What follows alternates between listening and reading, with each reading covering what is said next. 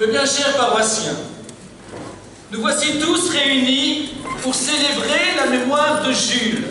Jules qui nous a quittés, Jules qui est parti pour d'autres cieux et pour d'autres horizons.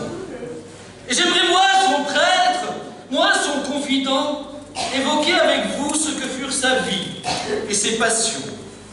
Jules Chignol est né en Île-de-France, à Saint-Cloud, exactement. Élevé religieusement par les chartreuses de la Sainte-Ampoule, qui suivent tout naturellement les règles de Saint-Norbert. Jules Chignol, qui n'était pas un manche, ni complètement marteau, ne connaît à cette époque, du moins, aucune imperfection, ni de vice. Certaines religieuses disent même qu'il frise l'entrée au séminaire et qu'il revêtirait bien les habits sacerdotaux. Oh oui, sacerdotaux, hein. Le destin en décida autrement, car Jules Chignol, malgré une légère infirmité qui le voyait claudiquer, il avait en effet un pied à coulisse et des jambes en ciseaux. Jules Chignol, disais-je, s'éprend de Jeanne Pince, fille de Françoise Maillet-Joris et de Charles-Édouard Mandrin.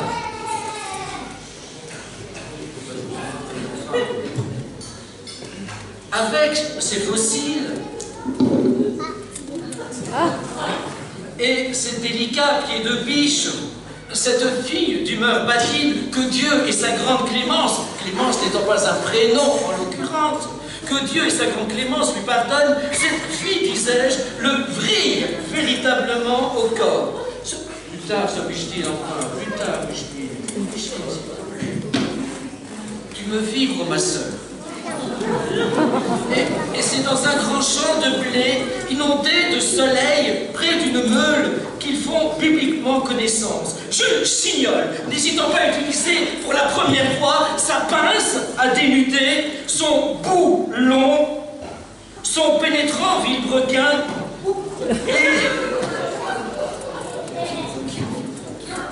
et sa sacrée paire de douilles. Une fois, deux fois, trois fois, et même 10 fois, comme l'a très bien chanté Michel Sardou. Et puis, burin. Burin du tout. Mais je m'égare, mes bien chers paroissiens, je m'égare, et je vous livre des détails qui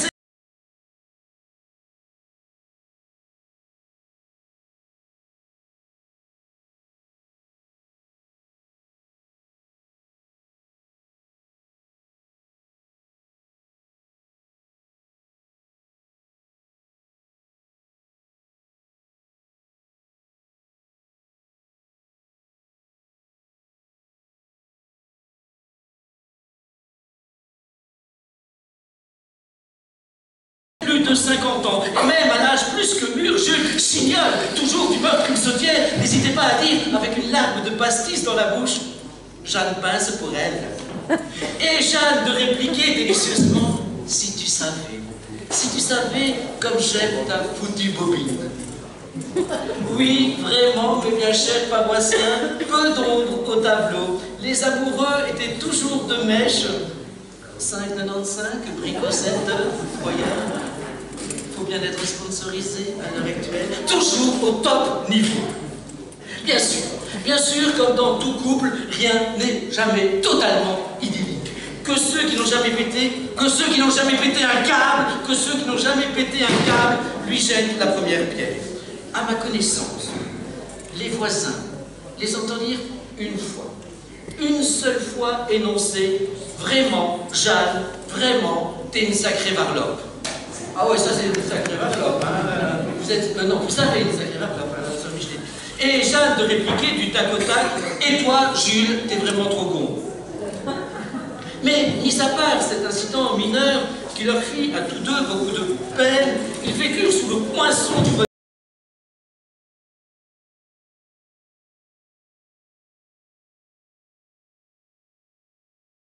Tous deux en véritable cerf joint. Mon cher Jules Chignol, toi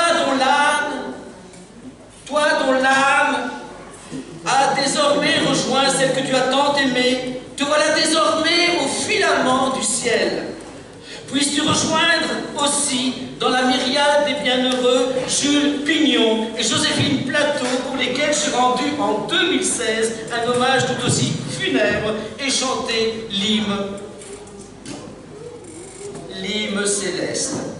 Puisses-tu enfin et surtout rejoindre le grand architecte, celui qui possède les clés de l'univers, celui qui n'a pas besoin d'outils pour faire et pour défaire, celui auquel on croit, celui dont on doute, celui qui nous prend aux tripes, et c'est de circonstance dans ce lieu, celui qui nous prend aux tripes et nous tenaille, et nous cisaille, celui qui, de son piton, nous a rivés les uns aux autres, peut-être pour l'éternité.